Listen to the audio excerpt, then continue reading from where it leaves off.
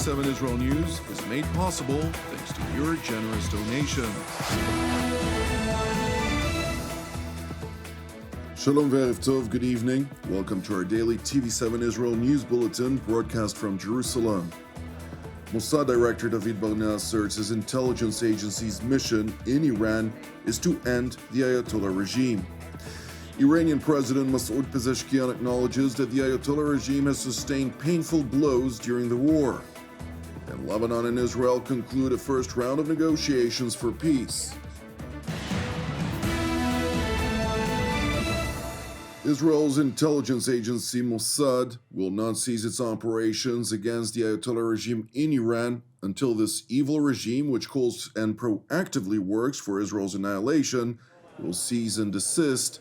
Speaking at an intelligence agency ceremony commemoration of the Holocaust, Mossad Director David Barnea pointed out that many naive people globally cannot fathom that the atrocities of the Holocaust could, in fact, happen today. The naive ponder whether the Holocaust is a thing from the past. Because in today's reality, the murder of a people cannot stand. Calls for annihilation cannot stand, and hatred that threatened the existence of a people could not be. Iran's threat intensified before our eyes, in the face of the world, almost absent any disturbance. We raised the alarm time and again about the nuclear danger as an existential threat. We raised the alarm time and again about the quantities of ballistic missiles, which threaten the citizens of Israel and every location throughout the land, about the threat that we face from the Iranian regime. Ultimately, we seized our fate in our own hands and engaged into wars of necessity. The Mossad director continued by revealing that the intelligence agency had in fact never assessed the fall of the Ayatollah regime during the war. Rather, it planned for the days after the battle ceased to enable the terror regime's inevitable collapse. During the War of Roaring Lion, the IDF led with Mossad's assistance an unprecedented attack that landed a severe blow on the Iranian regime. Against those who've engraved on their flag their intention to annihilate us, against those who hung a huge timer that supposedly counted down our very existence. Next to us, in an ironclad alliance and robust cooperation of historic proportions, the stronger superpower globally, we fought together for the values of justice and liberty. 40 days of high-intensity fighting have brought about very significant achievement, chief most the enemy's primary goal, the destruction of the State of Israel. Mossad worked yet again in the heart of Tehran. We provided precise intelligence for the Air Force, and we struck the missiles that threatened the citizens of Israel.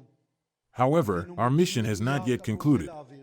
We did not think that our mission would be achieved before the battles concluded. However, we planned thoroughly that our campaign would continue and that it would also be expressed in the period after the attacks in Tehran cease.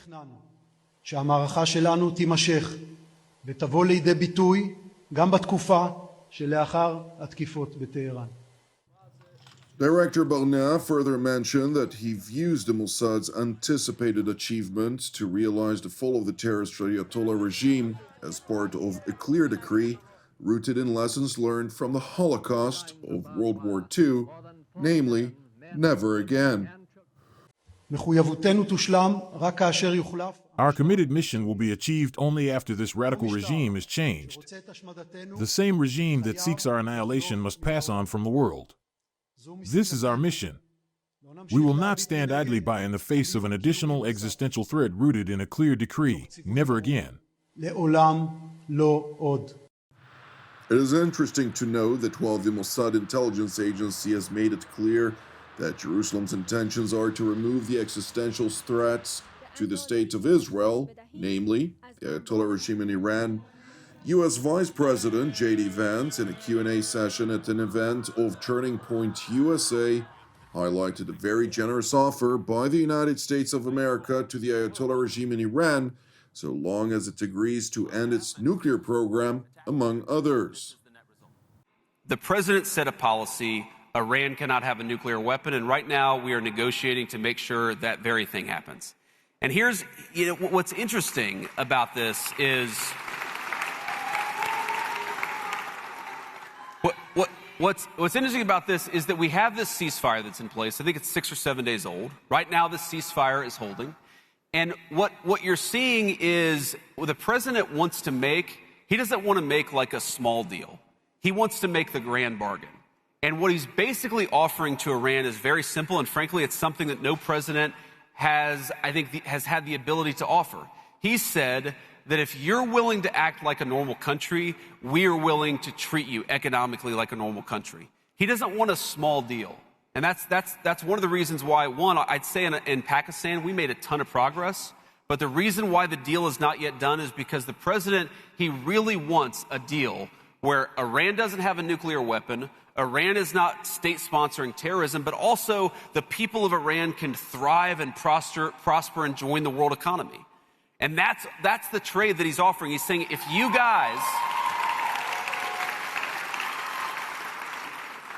guys commit to not having a nuclear weapon, we are going to make Iran thrive, we're going to make it economically prosperous, and we're going to invite the Iranian people into the world economy in a way they haven't been in my entire life. And that's the kind of Trumpian grand bargain that the president has put on the table. Man, we're going to keep on negotiating and try to make it happen because it would be great for the world, it'd be great for our country, it'd be great for everybody. So I'm going to keep on fighting to make it happen. The American vice president did point out, however, that the level of trust between the two countries is non-existent. Honestly, after 49 years, there's a lot of course, mistrust between Iran and the United States of America. You're not going to solve that problem overnight. But yeah, I think the people we're sitting across from wanted to make a deal. And I know the President of the United States told us to go out there and negotiate in good faith. That's what we did. That's what we're going to keep on doing. So you never know, though. It is interesting to know that the Ayatollah regime is clearly indicating that it is hurting after the United States and Israel jointly destroyed much of its military capabilities and took out its leadership. We are not seeking unrest. We understand that we should not go to war for our country to improve.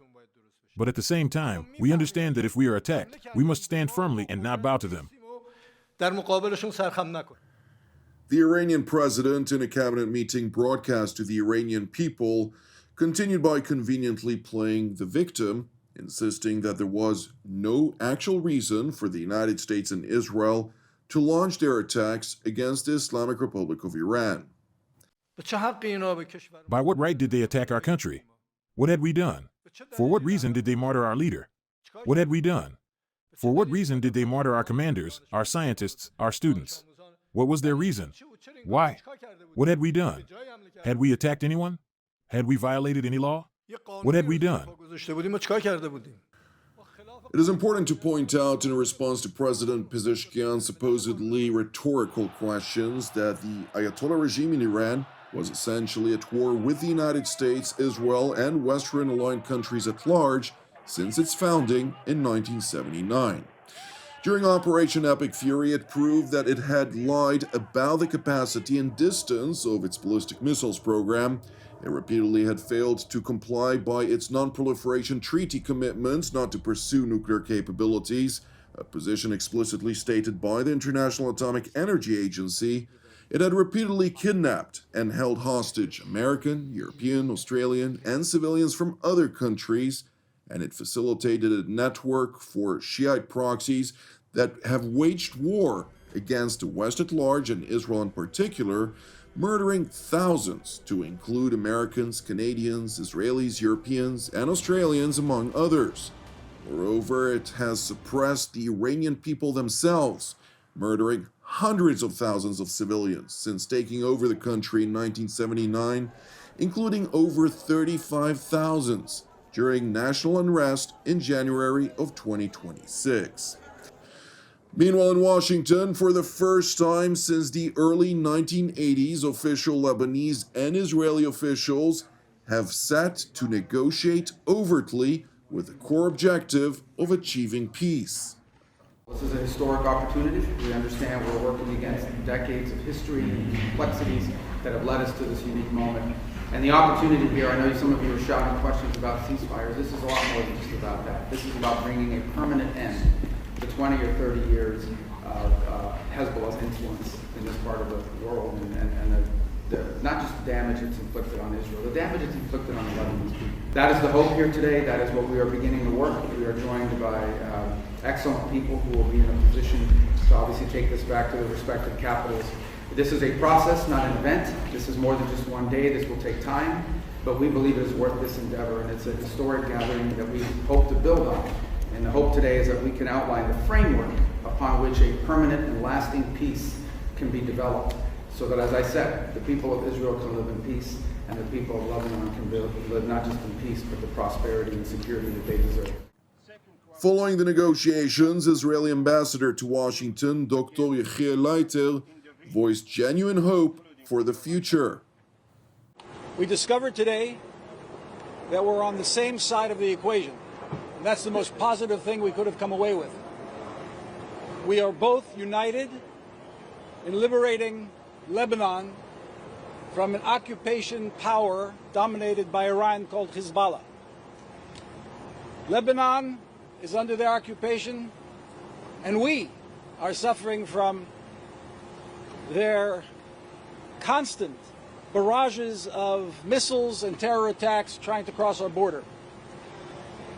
We talked about a number of things, and most importantly, the vision, the long-term vision, where there'll be a clearly delineated border between our countries, and where the only reason we'll need to cross each other's territory will be in business suits to conduct business or in bathing suits to go on vacation. We made it very clear that the security of our civilians is not up for negotiation. That is understood by the government of Joseph Aoun. And I must say, this was a victory for sanity, for responsibility, and for peace. Because the head of Hezbollah warned the government of Lebanon yesterday not to participate in these talks. And the government of Joseph Aoun bravely said no to Hezbollah. And this is the beginning of a very strong and fortified, consistent battle against Hezbollah. They are weakened as they've never been, and together we'll continue to rid the threat of this Iranian proxy, which is so malign and so malignant in the region. When will you stop firing missiles at the Lebanese civilian infrastructure? I guess that's their question. I want to push back on your question. Okay. Israelis don't wake up in the morning and look to fire missiles across the border. The missiles are being fired at our civilians. That will be put a stop to. We will not allow a terror organization to continually fire missiles into our population centers. That has to be understood by anybody asking such a question. The Lebanese understand that. I hope the media will as well. Meanwhile, in Beirut, the Iranian proxy Hezbollah detested the Lebanese government for directly negotiating with Israel and called for an immediate ceasefire as its terror army is slowly but surely being degraded. Does the government not realize the danger of what it has undertaken? And does it understand that it has entered a wrong path that leads only to increasing the rift among the Lebanese? It has obtained nothing from the enemy except praise without achieving any demand. Shouldn't this government reconsider its calculations and abandon this course? We want a comprehensive ceasefire and a no return to the pre-March 2 era, meaning assassinations and attacks. We must enter a new phase.